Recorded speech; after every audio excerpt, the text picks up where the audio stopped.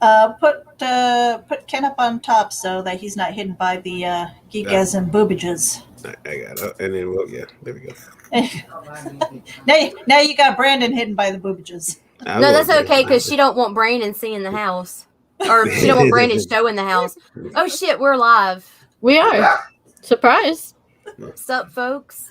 Hail hoes. Hail hoes. How is everybody doing tonight? Hanging in there. It's it keeps on going. We're doing all right. Mm-hmm. Oh, so yeah, we got questions tonight. I do have the questions. Ooh. But you haven't, We got a campaign to look at. But Nice. before all that, I'm going to hit the intro, and then we'll get right back to it.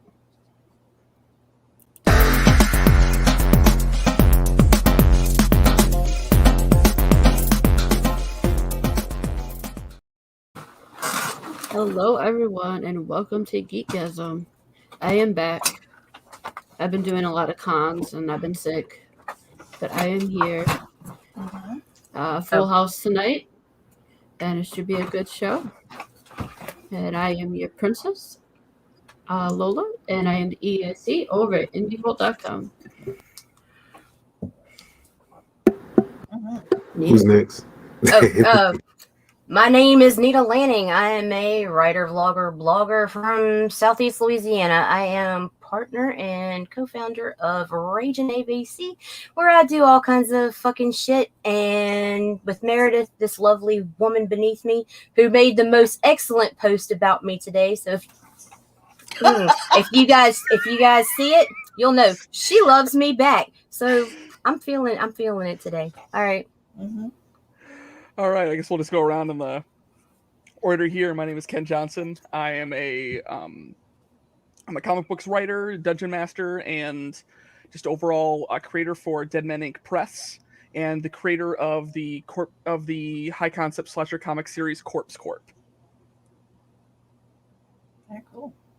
It's me. Hello, everybody. I'm Varian Grant, founder of Indie Volt Media. I've been making comics since 2008, and I am here because Lola told me I had to be today. So.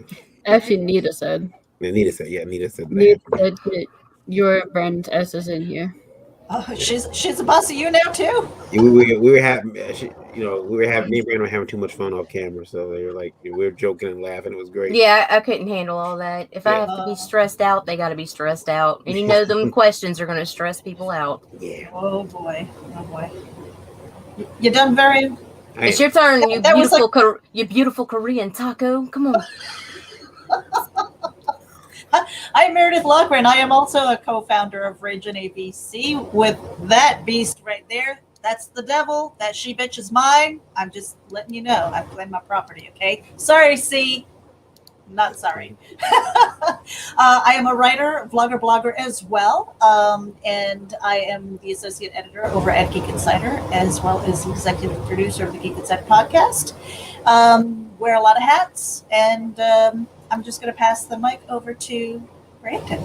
Partial plagiarizer there. I caught that. Happy birthday! Yes. Oh, his mic's not working. Oh no, we can't hear you. We can't hear you. Oh yes, there you are. Yeah. I lost the mic and all that crap. I'm just gonna do it sans mic. Okay. Can everyone hear me now? We're good? Yes, yeah, I'm hearing you fine. Okay, cool. Do it. I am Brandon. I am a writer and also a host here on Indie Vault for a show Pitch Be Crazy, and I was asked to come on because the Indie Princess was preparing, and me and Varian were having way too much fun in various dirty conversations. So we were asked to join tonight, and I've seen the show before, so this is my first time on, and I look forward to it. And it's gonna be a lot of fun. Popping cherries tonight. Whoop. Giggity. All right. Lola, so you're still in a bit for me tonight. You're going to have a topic and a question from Indie Vault Radio. But you have to, one topic is new, and another one I really think you guys might be interested in have you guys cover, because I can understand the feels. Uh-oh. Yeah. I don't know if that's good or bad. I've Yeah. been all up in my feels all day. I don't know if y'all want to broadcast that. hmm Let me know when you're ready for them, and I will be Well, happy to before put we hit the questions and everything, let's wish Brandon a happy birthday. It is his birthday today. them. Yeah, it's Thank you all. I'm over 21. That's all I'm saying. If you can guess how old I am, you will win a prize. Varian and Krista don't count because they already know. Probably. Yeah. What was your favorite cartoon growing up? Oh, that might be cheating, man. Shut up, Meredith. Okay. Favorite cartoon growing up. Bart, I'm sorry. I'm having a hard time hearing you, so give me 2 seconds. I'm going to try Right. something. All right. All right, V, what was your favorite cartoon growing up? My favorite cartoon growing up was oh gosh, probably Smurfs as a kid. Got a little older. It went to like He-Man, Alvin the Chipmunks.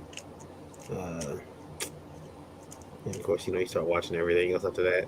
Yeah, growing up as a kid, I was Alvin the Chipmunks and the Smurfs. They were awesome. Oh man. What about the Snorks? Did you watch that? The I Snorks. didn't like the Snorks. They were like ripped off. They were water Smurfs. They were. If I'll give Hanna-Barbera credit for one thing, no one was better than ripping off Hanna-Barbera than Hanna-Barbera. What was yours, Kat?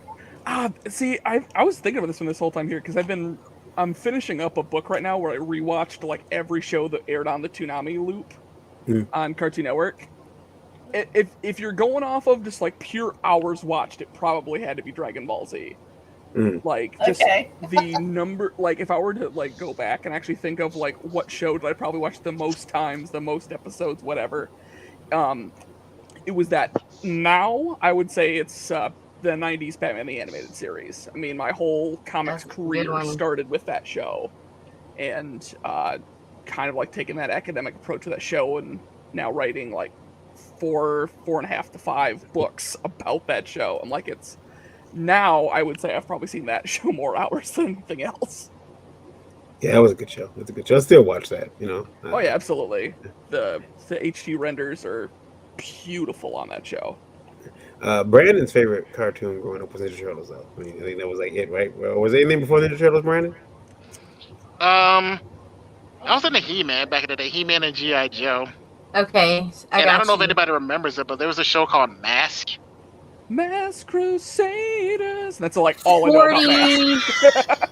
Okay, so I'm gonna guess. Group of crime fighters that have Nita wants to guess your age. That fire things like lasers and stuff like that, and they would drive like these really cool tricked out cars, and it was just like every other show in the 80s. It was a big toy commercial, but it was cool. But then I discovered the Turtles and Transformers, and nothing else mattered. 42 or 43. I'm still having a hard time trying to hear people, so please bear with me. I'm working on it. She did guess. She guessed it? Did I really? Huh? I nailed She had it down to 2 at least. Yeah, 42 or 43. Which one? He's rage quit. I'm gonna go with 43. Yep. He's 43 years old. Bullshit. Yep, 43. Yeah. All right, Nita gets a prize. Don't know what it is, but man. I don't know what it is either. You all need a prize now, sir. You gotta. So I know something, Krista. Oh. Mm-hmm. So if I was going to say G-Force was mine. G-Force. I would be like, was that some kind of dildo you had back in the day?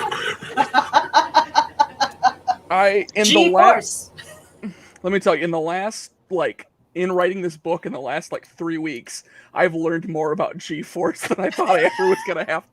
Considering the actual G-Force Guardians of Space that they aired doesn't exist anymore. There's people all over the place trying to archive whatever episodes remain. There was a princess in that one. Yeah, you had Mark, Jason, Princess, Kiep, and there's I can't remember the 5th one.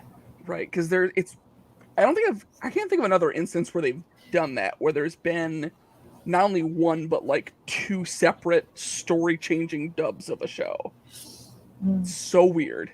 Yeah, because you had Battle of the Planets, Mhm. you had G-Force, Voltron, you know, so then you had- they were all kind of like in the same, yeah. Yeah, because they didn't release the Gotcha Man subs until like decades after it came out. In essence, I'm old.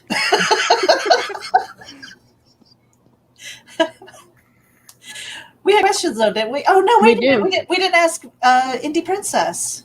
What was your favorite growing up? So I don't watch a lot of cartoons. So I wasn't allowed. But when I could, I mean, I did watch the Snorks, the Smurfs, all that stuff. Mm-hmm. Very cool. Whack. Those were cool. Yeah. Whack cartoons, what you watched. I do have questions though. And topics too. But I'll put the topics up first. And here's one that we didn't have on Indie Vote yesterday, so I will give this to you. Here you go. G-Force. Meredith can go ahead and do Oh that. my lord, All have right. mercy. The topic is comic creators are usually very poor at business decisions. This may very well be while the Todd father had to step away from the Drawing Spawn monthly so that he could concentrate on growing his business. As a creator, do you feel or fear that this will happen to you? Thank you, Ro, for the question. No. I've already announced my retirement from comics. Fuck it. I can definitely say that this was the most difficult for me in the early career in comics. By a long shot, is that I had no idea how the inner workings of the business worked at all, how to talk with artists, what's a reasonable amount of money to ask someone for something, you know, how to politely ask someone to hit a deadline, any of that stuff. And so that led to such a significantly harder problem just getting my, like, everyone always will say, you know, like, oh, your first time doing something is always going to be like way harder than your next time. It was years difference in how long it took me to get my first comic done than it took me to get my second, my third, and my fourth. I mean, I guess we all think about that, like, man, you know, like having Indie Vault and having Liberty, it's a little bit harder to get to the drawing table now. But you gotta make room, you gotta make time for it. You'd be a fool to say you could do it as much as you want to. But even when I could, when it was just drawing, just creating, I didn't have like a lot of time anyway. So, yeah, you just try to, you know, give yourself as much time, and you know, and also learn how to sleep, learn to operate on like 3 hours of sleep a day. Yeah, you'll be fine. You'll be fine. You can do it. It definitely brings up an interesting example there. I mean, there's definitely a lot to be said about the split between Todd McFarlane, the Spawn creator, and Todd McFarlane, the Image Comics businessman. And there's definitely a lot of decisions I feel like he made that helped or hurt either one, you know, over the years. Did you guys fear about it? Me? Oh, yeah, go ahead, Nita. I don't fear it, and Excuse me for one moment. I am having technical difficulties. I'll be right back. all right. I don't fear it because while creation is important to me, comics is only a part of what I am doing and a part of my business. It's so much more than just that for me, my end game. So, no. My perception is basically this. Comics is not a cheap endeavor. And this is something that I've been saying for a while. Anybody who thinks that it's easy needs to get their head checked. It's not easy. It's not just art. It's not just dialogue and narration in a book. There's a lot of work that goes into it. There's a huge learning curve if you're going to do it right. And the creative side will always want to create. The business side will want to figure out how to pay the bills doing what you're doing. Right. most of the time, people are not good at doing both, which is why they try and get help with growing their business. And there are a lot of shysters out there as well. Oh, So for Todd to establish himself in the business, and then give himself time to say, okay, I need to focus on this so that I can pay the bills and build up my own brand and do what I'm doing to justify the time to do the creative stuff. It has to work hand in hand. You have to have a business plan if this is what you want to do to pay the bills. Because again, it's not easy. And you can look at bricks and mortar as an example. Any bricks and mortar business, I would say 80 to 90% of them will fail within the first year, probably closer to 90 will fail in the first year. And it's the same thing with the comic book creators. You come out and you look at these crowd funds that are doing like 5 and 6 figures, right? And you're going, wow, I can buy a house with that, you know? And then you come out of the gate and you can barely make 500 and you're like, I can't even pay an artist for that, you know? Right. So then you have a lot of people who will fail because they didn't plan ahead.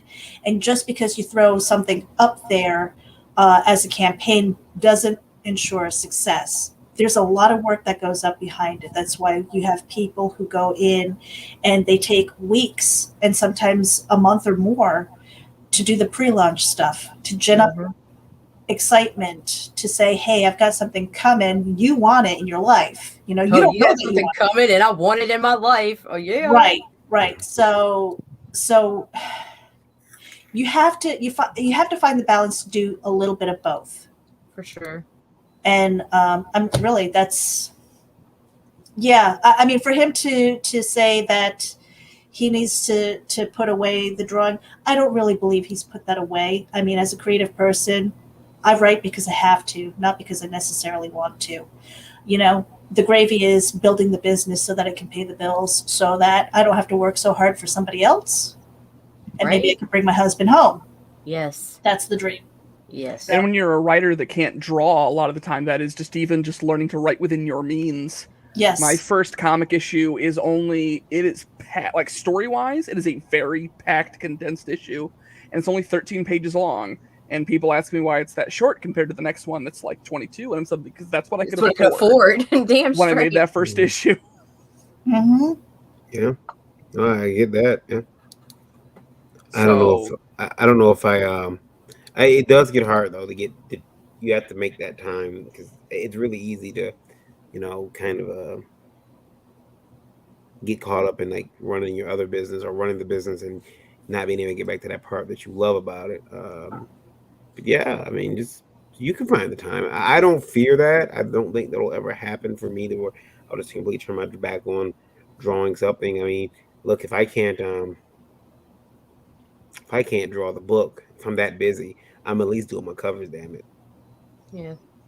Mm-hmm. And that's it for that topic. Is that it? Everyone else? Yeah. Right, cool. I think about covers it. Where is the other one? There it is. Okay, yeah, and this is the good one. This is how to get Nita really boiling. I'm pretty high ready right for now. it. I'm so stoned. I'm a little afraid if they're boiling. I feel nothing. Am I reading this one too? Sure. All right. If a backed project ships without the promised extras and stretch goals due to printer issues or finance problems, is that a problem? You got the book in fine condition, just not the extras, and the creator was upfront that this book would ship without the extras a few weeks before you got it. That is from Douglas T. I already answered this on Tuesday. But I need to clear it up because I did some clarification. These are paid extras. Oh, so then it changes. No, whole new ball game. Okay, so these are like a la carte things. Okay. Are you refunding my money? Yeah. Because besides the promise to back the book, you also promise these extras, and you probably decided to back it because of those particular extras, and if you don't get them, it's kind of like you kind of feel bait and switch to me, despite what may or may not have happened. But if you're just sending me the book, okay, fine, but send me the Send me my money for the money, book too. and send me the rest of my money for whatever else. I mean, if it's coming later, I could probably let it slide. But if it's not coming at all, run me my money. Yeah, I mean, I think they do illustrate in that like the communication part of it's starting there. I think it is just a matter of timeline. It is a matter of when you say late, what do you mean by late? Do you mean a week? Do you mean 2 months? Do you mean like that? That what if changes things quite a bit in that scenario. And for certain ones, I think they need to make it known that we only have a limited number of such and such. So, if you know for a fact this is going to be a particularly popular one, don't, make it known that, we might not have enough of these. So, don't even put that out there, especially if you only have very few of them. Yeah, if it was stretch goals, given what I know about what's going on, paper shortages, blah, blah, blah, that's printer issues all around, right? I wouldn't be upset necessarily about a stretch goal. But motherfucker, if I forked over some of my damn hard-earned money, you better send me the book and my money or all my money. I agree. I mean, like, now if it was extras that were like it would have been that like, question was sent to us. Yeah, if someone would have, if it's just a tier, if it's a paid tier, yeah, you owe that person back their money. Right. If it's an extra or something that was unlocked and you can't, because right now, like, guys, we're facing a paper shortage, so some of these paper extras you were like waiting the bookmarks or some shit. Right, some of that stuff might not be in your book. You're only lucky to get the book, and it's not these guys' fault. It's guys and gals' fault. It's not their fault. So just hang tight. But also, if it was something you paid for, yeah, you need that. But if it's just an extra or a stretch goal, even if I was excited about the stretch goal, I mean, I'd get over it. I think I'd get over it, right? As long as the book is quality, you ship the book and it's what I paid for, and you admit it up front. It'd be nice to know. I shouldn't have to find out when I get the book. I should know that this is happening. Okay, I'm gonna get the book, and it's not gonna be, that. Well, they said that they were up front, so I mean, communication with your backers with any issues is very important. Well, it kind of goes to the whole business thing too, right? Right. That's good business to notify your backers. It's good business. I mean, first of all, you want to stay in communication and let them know. It's like it's coming. It's going to be late. Okay, that's fine. If it's not going to, if you have no intention of fulfilling on that tier, then you definitely need to give their money back. But I think people will wait as long as you stay in contact with them. And then the other thing is the finance problems. Like, what's up with that? Your financial problems are not mine. Right, but it might also be that you were thinking of like that 5-6 figure Kickstarter or Indiegogo, and you barely made goal, right? Well, and then you probably didn't consider what your postage was properly. You probably didn't think about how much all of these other extras are going to cost you. So you're not looking at your bottom line, and that's a business mistake. Yep. Do better. That's right. Do maths. Lots of math. Do math. Yeah, just get the help wherever you can find it, putting all that stuff together. I know I've had projects before in Kickstarter where I've had issues with getting things on time, where I've had people on the back end of getting, in particular, it was because the people I had involved in getting copies sent out to people had left me out to dry. And so I had to get creative with it. And so that all the people around those Kickstarters, like, basically said off the bat, like, this will take longer. I apologize for that. And I promised them digital copies connected to like everything in the series going forward, even back as far as issue 1. So even, years later, I'm still going back and making sure I'm taking care of those people that had those longer wait times and all that, because that's, there's, if you put your mind to it, there's solutions out there that aren't going to bankrupt you. They can help fix some of these potential problems. Right.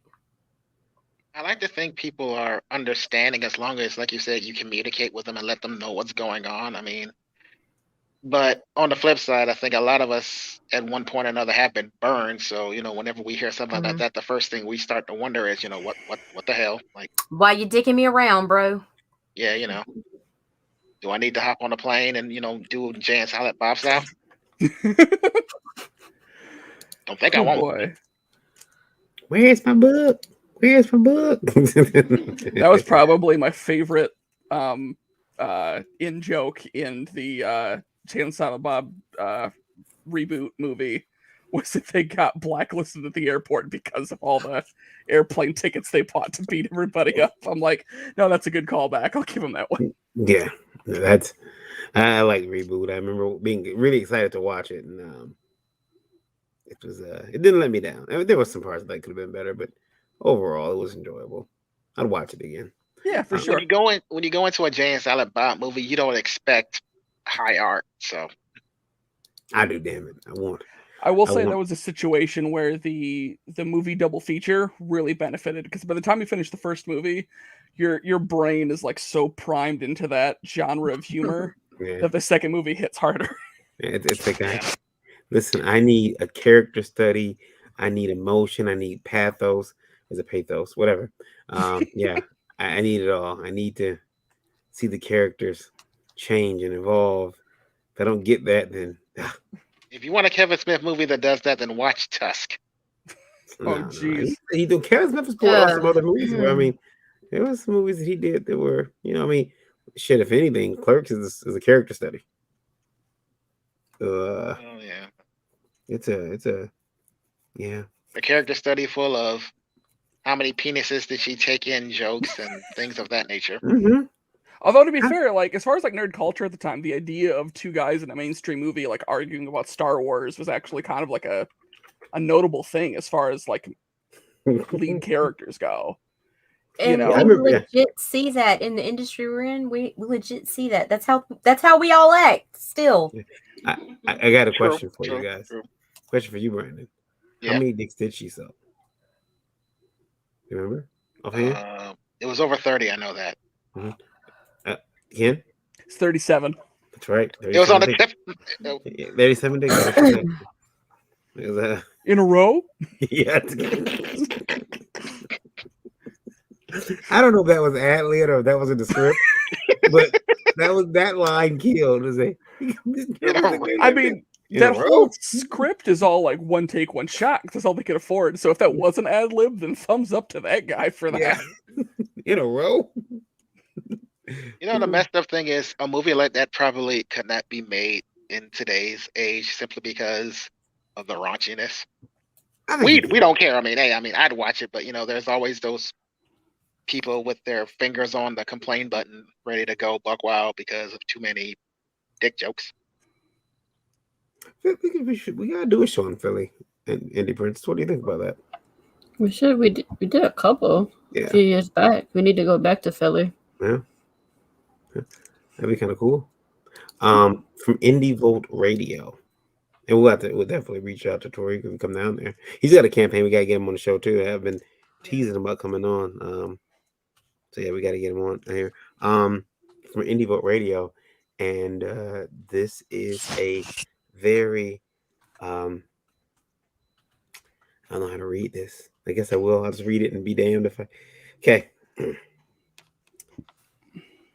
Fairy stuff, Indie Princess. Is it about me? Not all of you. Uh-oh. Yeah. All of you women in comics. From another woman. Is this bitch about to come at me about looking like? Is it Courtney?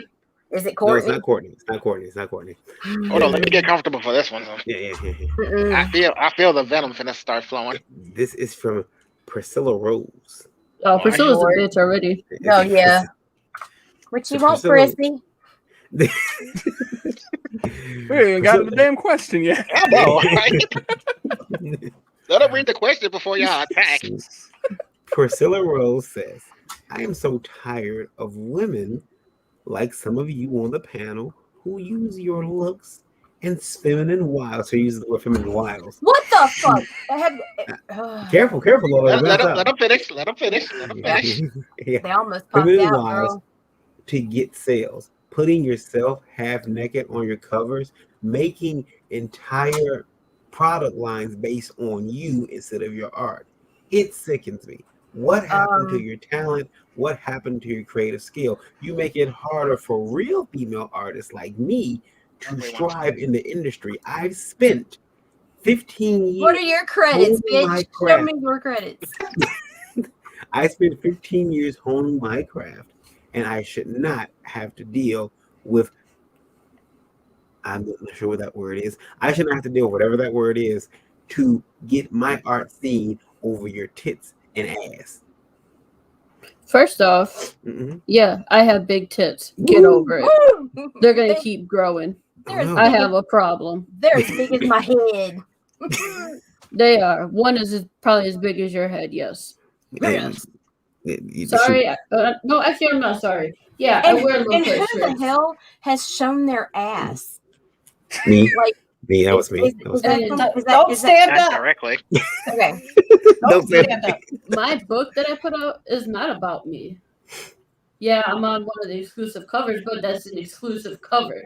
It's not the original cover. Damn So straight. fuck off. And I like my titties. What? Thank you. Go. My wife is never going to let me on this podcast again. I'm kidding. I'm seeing titties and talking about comics. Happy birthday to me. I'm telling you, Crazy. you know, anybody who's coming into this, okay, you come in and say, oh, I want to be the next big name. I want to be the next Todd McFarlane. I want to be the next, because, you know, anybody. It's like, hey, how about you want to be the best you? You know? And it's like, instead of concentrating on Lola's boobs, why don't you just concentrate on your own art? How about that? Thank you. Because here's the thing, okay? I love writing erotica novellas. Love them, okay? That doesn't mean that I'm out swinging off the chandeliers and stuff like that, but I hope when you read them that you do. I did. Okay? That is art, and it's very subjective. And so her audience is not going to be your audience. It's not going to be Ken's audience or Brandon's or Varian's audience. Go get your own damn audience and stop worrying about what she's doing. Right. Thank you. And it's not just the boobs. She comes in here asking the question, like so obviously she's watched the show several times because she's talking about the panel. The usual suspects are myself, Lola, Meredith, and Daphne Lage. Okay. And only one shows boobs. Well, Nita showed them a few times. I've seen cleavage. But you're putting all of these other female creators into one pot and going, oh, woe is me. I can't sell my books because you've got boobs. Yeah, if my boobs have stopped you from selling art, you must fucking suck, bitch. It's not my problem. Because go find your audience. Sucks to be you. Like I am. Y'all should. I'm sorry to interrupt. You should probably start charging them rent because they are always all up in your mind. Because they're always if they're gonna sit there and watch the show and only thing they can think about is how tremendous your tits are and how quote unquote, you know, you're making it bad for artists, this, that, whatever. My question is, what have you yourself put out? You know, thank you. You're gonna write comments to a panel. Let's see your art. Let's see your story. Let's see your book. Let's see what you've put out. If you put something out and it didn't work out, maybe you should find something else to blame other than their tits. And there's not a one of us on the panel that is so obsessed with ourselves that we are putting out anything based on ourselves, as far as I know. Nothing. No, I just did an exclusive cover. And we live in a sexually charged world. Why'd you do it, Lola? Why'd you do it? Because you can. Because you can. Yeah. And it was for my audience that likes that kind of stuff. Like, it's hard for me to even engage here because I already can sense the level of bad faith argument that's already involved in this question in the first place. Because even without going into the more like intelligent way through this conversation about you know how sex appeal works with different sorts of people and different audiences people have brought up, it's just the simple facts off the top of your head. Open up a Google tab and look up the top 10, 20, 50 most popular, successful people in the history of comics, and how many of them actually look like the kind of person you're describing. Even look at the most successful, even just the most successful women in comics. like Gail Simone is one of the most famous people in comics, let alone one of the most famous female women in comics. And you don't see her like putting up a stripper pole next to her booths whenever you see her at a convention. I hope she wouldn't. She's. Oh, I don't think that. Oh, me, my mic on. I don't think that a lot of these women. It reminds me of, hey, I don't want to wear makeup, so you shouldn't either. And I don't. Go ahead. It's BS. I don't want to wear makeup. You shouldn't either. Hey, I don't want to have to. Stop it. I mean, come on. You getting mad because some girls use sex appeal to, get a sale. Hey, look, they work.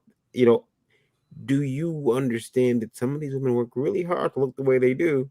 And damn it, they want to show it off. It's like a guy who's a bodybuilder. He strips down to long and goes and takes pictures of himself in bronzer. It's what people do. And it's like, get over it. Women, there are sexy women. There are women who are not conventionally attractive. So there are men who are not conventionally attractive. Listen, if I had a six pack, I'm showing that sucker off at cons. I'm wearing open shirts. Instead, I have a party keg. But that's okay. I'm a good time. Damn it. You do cake stand. Oh my dick. It's kind of. Do you think the comic campaigns that blatantly sell nothing but TNA muddy the water and diminish the indie crowdfunding market? Isn't known when books of exploitation display solid story-driven projects? I don't know. I mean, I think that sometimes, if the whole book is nothing but a TNA cash grab, I mean, the whole entire book, right? And that's not what it's presented as. Okay, all right, right. Because we had a lot of that in the '90s. We had a lot of, big female titty books, we used to call them, and then that's all it was. There was no substance to the story. That the art was just, it was meant to titillate and get young boys to buy it. She's got big titties, and that's all the story was. So basically, the early days of Image. Even if the book was nothing but sex and TNA and everything else, if a person buys it, then they buy it. Like the audience book is out for there somebody. There's always an audience out there. If you don't like it, don't buy it. Thank you. Go ahead. And it's not a lost sale either. No. In the sense that like the same people that come out in these audiences aren't the same person who is going to buy, like an old school pinup calendar with, superhero characters in it at a convention. Is it the same one who's going to buy, an issue of my comic that deals with horror movies and mental disorders? Like, it's a completely different group of people. Like, all people don't like all movies. Not all people like all comics. Like, it's it's not a lost sale in the way that people often make this conversation out to be. That's completely disingenuous to the point. And even then, that will only get you so far. Depending on the kind of work you're going to do. Like, the same approach isn't probably going to work for you if you're making some sort of like 100-page Odyssey whatever in comics where you're working to an audience that is asking the question, what else? And if you're not that audience, there's nothing wrong with that. If you go to conventions and all you want to buy is all of the posters and comics with the biggest, tiggle bitties you can find, you do you. There's nothing wrong with that. It's when we tear each other apart for no reason, when, let's be honest, all of us can still use all the help we can get. Yeah. Then there's just no point. It's beyond frustrating to me. Yeah, And calling it. I'm sorry. Go ahead, No, ladies first. I was going to say, I don't think it muddies the waters at all. To what Ken was saying, there's a market for everything out there. You do you, I'll do me. And here's the thing: it's like I write the stories that I want to write. Now, if I wanted to do a TNA book, a straight TNA book, I probably could. Not my thing, but I could probably do that. I could also write for trends, but then it's really it would not stand the test of time. What I want to focus on when I'm creating is an evergreen story that will stand the that will be enjoyable from year to year. And so TNA, that to me is kind of like a phase thing. Who's your market? Is that your target market? Okay, great. Do you? There's nothing wrong with that. But there are enough consumers out there that you don't have to worry about what everybody else is doing. Brandon. I mean, forget raising forget like muddy in the waters. Raise the damn river level. Like, Thank you. There you all go. the help because like it's like I said before. Like just because two people are the same persons at the same convention doesn't mean that you two are fighting for the same audience. But you have still more of a sliver of a chance if that person didn't want to come to the con in the first damn place. Like it can, in many ways, it can only help you, even if it's not a completely likely chance. If someone is going into a convention and they want, a deep philosophical story, they're likely not going to be immediately, change direction the second that, a scantily clad pinup cover comes their way. But a person that goes into a convention originally just being like, oh, I really like these images. They look cool. I like seeing sexy women and things. Might also bump into someone who likes to draw sexy women and do, in-depth stories and awesome stuff like that. And then maybe they get into stories enough they don't mind if it's not big boobs or whatever. Like it's self-destructive and just very frustrating. I kind of like what Barry was asking too. The algorithm question? Algorithms. Yeah, yes. I can address. Well, go ahead, Mary. Go ahead. No, go ahead. You first. Okay. While yes, that's the general consensus, this is why social media and promotion is so freaking important. Like what we're doing right now, creators that come on podcasts, creators who are active in all their social media platforms and everything, because it is the creator's responsibility to make sure their shit gets seen. Then it won't matter what's selling. It's not going to affect your sales because when people come to your crowdfunder, they're coming looking for you. They're typing you in. They're not usually just browsing IGG or Kickstarter. So, I mean, yeah, it kind of sucks because it sucks because it does take do knock down story-driven comics on the site. But if you're out there pushing your shit, that's what they're going for. But it does suck because you are going to generally spend a lot more time marketing your book. Yes. Because, sex sells. That's easy. That is really easy. But getting a quality book known and out in the greater consciousness of comic book land and Twitterverse and Facebook and all that stuff, it's harder. Is it fair? No. But life's not fair. I've been hearing but that. That's also a completely separate issue, and you're blaming the wrong people, even if that is the case. Right. The point is, you need to find your audience. You need to find where your people are, and stay in contact with them, communicate with them, and be excited about your own book. And that's another issue that I see. There are a lot of people who will sit here and talk about their book, and they look bored as hell. Right. Well, guess what, buddy? If you're bored, I'm bored. There's no reason for me to go. Seriously. I don't know about y'all, but calling them exploitation and stuff like that, I kind of find that offensive. I mean, simply because, there's nothing wrong with having a little, for lack of a better word, flair for your book, as long as the story is compelling. And sometimes you gotta have a little bit of nice looking wrapping paper, so to speak, for it to book, but that doesn't mean that the story is bad. Just because there's a scantily clad woman on your cover or this, that, whatever, it doesn't mean that your book is, exploitive crap. And calling it that's offensive to me. What are you exploiting? A freaking fictional fucking person on a piece of paper? Exactly. I mean, where do they get off insulting something that they haven't even checked out yet? I mean, it's the stuff like that has been around way before us, and it'll be around way after we're done with our runs. And just because a book has maybe over sexualized characters or a bit extra violence in the book, that doesn't mean the story can't be compelling.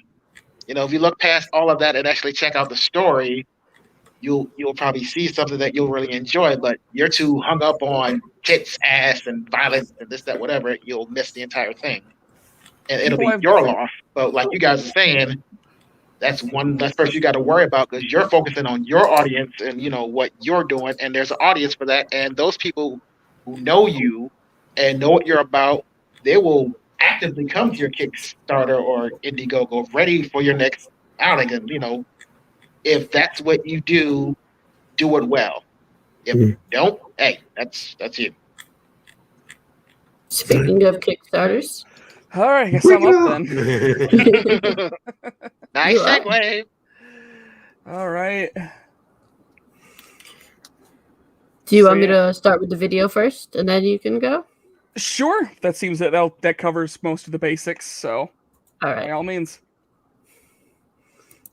Hello, everyone. My name is Ken Johnson, and I am the writer of the comic series Corpse Corp. Over the last several years, I have made great efforts to make this comic series the best comic series that it can be, as we try to explore, reinvent, and carve a new way for slasher comics in the comic book industry. That being said, it has been difficult for me these last couple of years to find the opportunity to run the final Kickstarter that we need to bring Corpse Corp to its full graphic novel conclusion, but I'm excited that we're finally able to do that now. I'm announcing that on October 1st of 2021, we are launching the Corpse Corp graphic novel Kickstarter. This Kickstarter is going to conclude the final issue of the Corpse Corp trilogy and bring us into the graphic novel that this comic has been waiting to be for the last several years. For those who are uninitiated, Corpse Corp is a high-concept slasher comic. I kind of pitch it like if Kevin Smith directed Scream. It is a world where every horror movie in the world is real murder, but nobody has a clue. We follow a new hire named Jack, who is walking around a literal office space of serial killers, where we are not only seeing a horror movie from the perspective of the killer, we also like to use this premise to dissect, reinvent, and evaluate the various horror tropes and cliches that have been with us in this genre for several decades. I'm also really happy with how the comic has been able to be used as a unconventional vehicle to talk about mental health and touches on some of my personal struggles with attention deficit disorder. And for a lot of those reasons, this comic means a lot to me.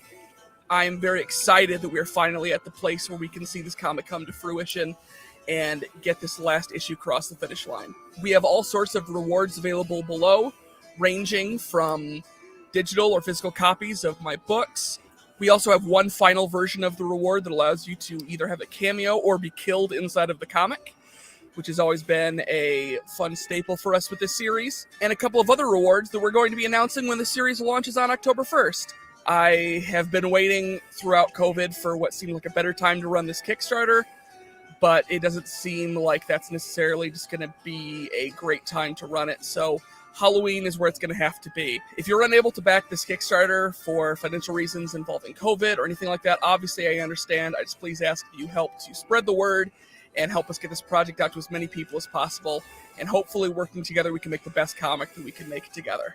Thank you, everyone, for all of your help, for your kind words, for sharing this around, and for your potential donations. And with any luck, all of us working together can finally, in its full form, bring Corpse Corp to life. Yeah, cool. I dig that. That's cool. Oh, thank you. Hey, Ken, I have a question to ask you. Absolutely. All right, because you draw you have slasher comics here, lots of death in there. Are you a serial killer? I mean, normally I would say no, but the immediate reaction to that would be that's exactly what a serial killer would say. So you got me kind of over a barrel here. That was a fucking great answer. I also have a question. I also have a question just to piss off the certain people who will be watching right now. Will there be nudity in your comic? Will there be nudity? Will there be nudity in your comics? This is a slasher. I don't know in the third issue if it's currently there. I don't think it's not written in there yet. Because if I were to back your book and like decide to get killed, like Varian and Krista all know this about me. I have a certain condition. If I'm going to be in any of their projects, If I'm gonna die, I want to die after I have sex. I mean, I've got nothing against Yeah. it. That I was have, the you know, exception I was gonna say. yeah. I have to is, be the cliche black guy. Either Oh my God. I either die first or die doing something stupid or die Well, having that's sex. what we did. Is that each of the 3 issues is named after a different horror movie cliche. So the second issue of the comic is literally named "The Black Guy Always Dies First." I'm not sure how I feel about that. And Oh my god, that's on the great. cover of the book has all the characters spread on the front of it, and it looks like an old 80s horror poster. I can post it here in a minute, but like the joke of it is that the black guy's literally like meta like tearing himself out of the comic and telling himself like, I'm not staying around for this shit. Ken can fuck himself. Like, I'm out. I want to say something too. Meredith, the last time you asked somebody on this show were they I a person? know. I know. It's kind of scary. It'll be like a month down the road, and they're gonna find like dead bodies in the deep freezer in your basement, Ken. Okay, I'm just saying, run now and hide the evidence. No, I'm just gonna say, Ken, you're a good guy. Because everybody always remember, the killers always remember the people who were nice to them when they go buck wild. Yeah. So everyone, he's a good guy. Don't kill me. That's just like the backer note from everyone going forward. It's just, please don't kill me. Remember the guy who loaned you a pen? Yeah. So off topic, real quick, Ken. Yeah. I have a question for you. Sure. I see that you're from Grand Rapids. Are you going to be at Grand Rapids Comic Con or C4? Yes, I'm actually going to be at both, actually. I know for sure Grand Rapids Comic Con that we are... I am hosting a panel with the colorist of Corpse Corp, Emily Zelasco, talking about indie comics creation and the pitfalls and such, and kind of the story that it took to bring this copy to fruition. And then I'm also going to be debuting... crossing fingers, I have a book coming out at Grand Rapids Comic Con called The Man Who Watched Toonami, where I have gone through and reviewed all 53 shows that Toonami aired on Cartoon Network from I want to say it was 1997 to 2008. Okay. I've been doing that for about the last year or so. Well, we'll definitely have to get an interview with you. We'll be at both too. Absolutely. So we'll have to meet up, do like an interview with you. Looking forward to it. Cool. I did want to have a couple. Well, I know we're wrapping the show up, Miss Princess, but I did want to make a public service announcement real quick. To people who may be listening who are got crowdfunding books. I know, and a lot of people do back books. We're excited for them. We're waiting for them. Normally, I was going to say this on Livewire last night, and I'll keep saying it. We're facing the country is facing a paper shortage, and no industry is probably hit harder than comics. There's going to be a lot of books that are delayed due to circumstances way outside of the control of the creator and the publishers, and even the printer. Yeah, and we're talking some could be months out. Right. I'm asking people who are listening to this to give that creator extra time. For sure. Maybe don't go online blowing their spot up. Give that printer the benefit of the doubt. A lot of this can be avoided now if you just start speaking up to your customers, because there are still customers who don't know. We ran an article on the story on Indie Vault 2 weeks ago about the paper shortage, and it didn't get as much traffic as I would have liked it to. Thankfully, Bleeding Cool did a really good article where they actually went in and basically cut, copy, and pasted from people in the industry, but it's still a good article. And they talked to people. Fair. They talked to people in the industry, printers, and said, "Hey, here's what's happening. Please understand that not every book is someone, grifting you and taking your money. Right. So maybe it's not time to go online and roast someone and tag them in their company in a post because you haven't got your book, because there's a good chance they're telling the truth. Sure, right. Yes, there are going to be people who use this as an excuse to, pivot away from giving you your book, or they never intended to. but not everyone. So be Right. careful where you point the finger of ridicule. Take time to sit back, maybe detach yourself from the situation, look into it, find out, and see what you can do to help. Because maybe you know a printer, and other artists out there and the creators. If you know a printer who's printing, who has the paper, maybe can fulfill a couple small orders, do so. But now also creators, time to get proactive, go on those campaigns, let people know, push back dates if you can, refund if people want their money back. Uh, you know, if they must have their money back, if they're not prepared to wait, refund that money. I'd like to see more digitals going out during this time because it's only going Yeah. to get a little worse before it gets better. Yeah. Yeah. Because there's too many shipping Yeah. crates and stuff out in the ocean now that we're going to be set back for a while, and we're just beginning to see the impact of what's going on in the docks. So, yeah, like if every say you're going to release if you can't fulfill at the time that you had set, maybe let's throw out some fucking digitals. Mhm. Let's see it. We're still gonna get the physical. It's too late by that point to demand a refund, but you don't have to wait forever for your story. Yeah, it's been that strategy in particular has been successful for me in the past with shipping issues and outages I've had with comics.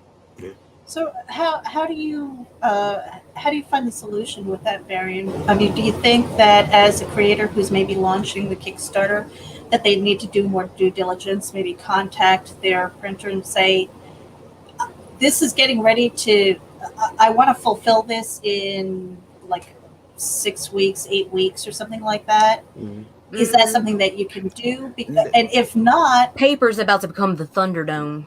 but I was going to say, if not, then is it up to the creator who's putting together these campaigns to kind of limit how many physical copies they have? yeah, I think what would be best for most of the creators to do is because the paper situation is changing and it's evolving. By the time, I mean, if you're a creator, a couple quick solutions, uh, call the printer, maybe see if you can purchase that paper or reserve that paper now so that you can get the job done when it's time, if that's possible. Also, because the paper, if you don't want to call a printer, yeah, you can print. Okay, sweet. I'm running the 60-day campaign. In 60 days, you call them back. Okay, here's my order. We don't know we have that paper stock, or that we don't have paper. So now Mhm. you're screwed. The other thing I would suggest, and this is going to cause a lot of us to maybe reconsider how we do these campaigns, is to get the book finished and print it before you go to press, before you go to launching campaign. So the book is done. Anything else you're doing is an extra. Maybe it's out of the paper range. I mean, Lola's got a Whew, key that and a couple comes other hard things. on some creators though It that is. are gonna over guess Yeah. their.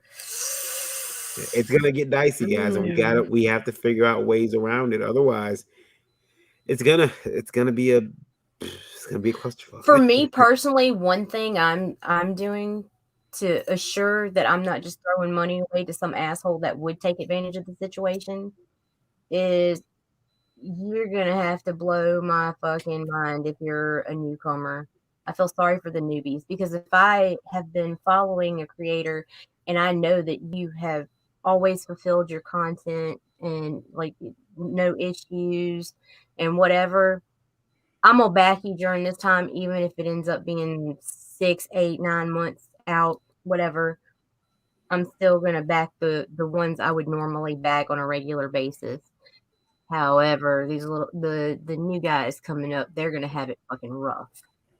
Well, the new guys would benefit for having shows like this to kind of put themselves out there because, So every bit helps. yeah, it helps to put a face to, For the sure. name. And, if you explain your book and explain your case, people will be more willing to give you the benefit of the doubt if they have a face to the situation. And, you know, it also helps Maybe. that, I don't want to say it like this, but it also helps that who you know. Yeah. Yeah. If you have the right friends that are vouching for you and coming up and speaking out for your campaign, yeah, that's a great thing to have. But even still, I have been fooled one too many times by a pretty face. So Yeah, I'm gonna need to see your fulfillment history. I will say also, if you're looking at like from the comic creator side, if you're looking at like the little things you can do, even just be like extra realistic or cautious with your initial fulfillment dates, because only a certain percentage of your audience of people backing are going to know enough about the comic industry to know what standard. A lot of people will look at a number and be like, oh, that many months, that sounds reasonable. Right. When, by all means, if paper shortage gets better or whatever, and like your backers are like, hey, we're getting our books 3 months early. Yeah.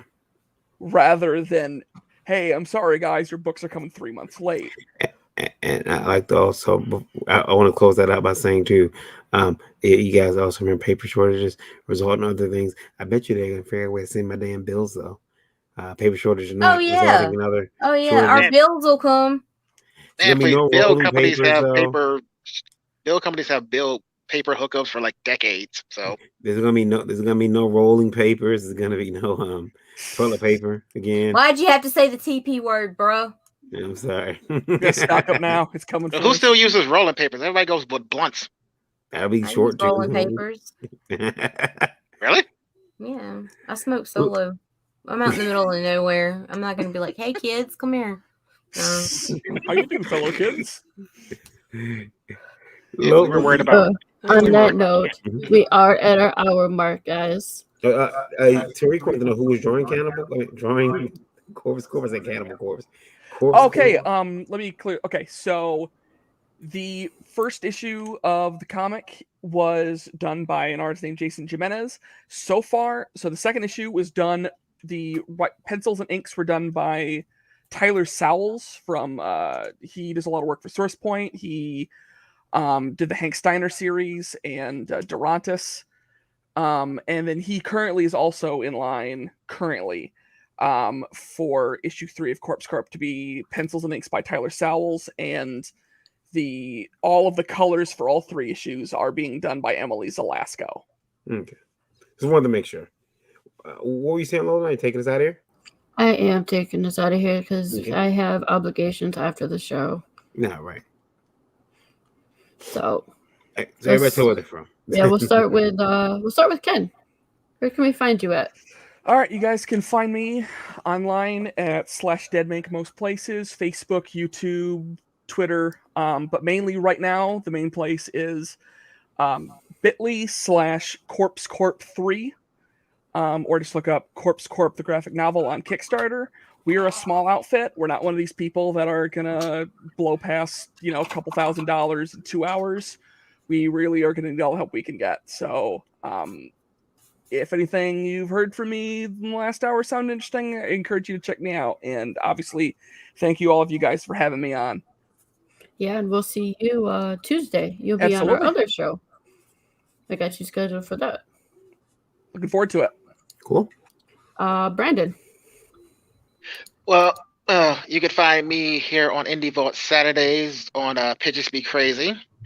And also on Facebook. And Meredith, Nita, Your Highness, thank you for having me on. This was really fun. And Ken, I'm definitely going to check out your book, man. And absolutely, I appreciate it. If you want to come on my show, let's talk, man. Absolutely, I'll hit you up after. Oh, most definitely. Mr. Grant.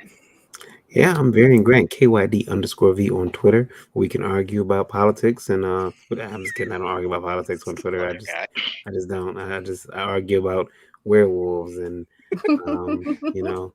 whether or not the Black Illuminati exist, and why haven't they saved? Why haven't they saved us all? Why am I suffering? Fuck. When can your servant get a fucking break? Anyway, I'm just tired. You went from werewolves to there so fast. Yeah. My brains. I'm firing them off today. I'm firing them off. Wait till Nita hears about this pitch me and Brandon got. Find me lastcallcomics.com, indievolt.com, ledg.com, helping you get your comic books in stores everywhere. Do it. Yeah. And Meredith, the dead mom, to keep us in control. One of these days I'm going to let my hair down. All right, I'm Meredith Lochran. You guys can find me at RagenAVC.com. That is where we've got a blog. We've got some of our interviews as well. And you can also find me all over social media. Linktree at MEREJ99. It's right here in my username. And I've also got the Compendium of Dread. Varian, did you read your copy? I am reading it. I am on. I'm in the middle. I'm going to. When I finish it, I'm going to read you when I talk. I know. The Compendium of Dread is available. I still have physical copies here from the exclusive Kickstarter. I limited it to 100 print copies. So that you can get if you like spooky stories. Yes. I was with the kid. There you go. Look at you. Oh, Varian. There's the love. I'm gonna let the kid read it too. Like, hey boy, This is what happens if you don't go to bed. Yeah, I gave him some Albanese sugar-free gummy bears. I'm waiting for him to run out the bedroom, and he hasn't. I'm afraid he's gonna shit the bed. Oh no! Maybe he has a cast iron stomach. Maybe. Oh no! He really does, though. Yeah. Now Miss Nita. My name is Nita Lanning. You can find me on Facebook. You can find me on Twitter at C_chaos247.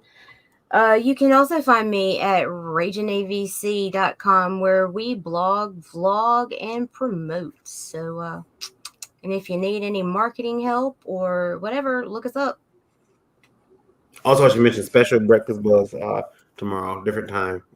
We're doing something a little different. We're gonna be live from the wall where they're creating. Where we've created the Eric Hopkins comic strip, the largest comic strip of Dinosaur Man ever on 3 buildings. I saw that. That is freaking awesome.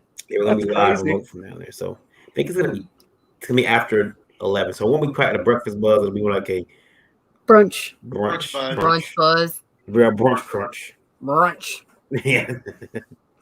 And Wow, I like the money guys, we use on that. I'm everywhere. So if you want to track me down, go to Linktree indie_princess. You can find all my links there. I'm on Facebook, Instagram, Twitter, all the places.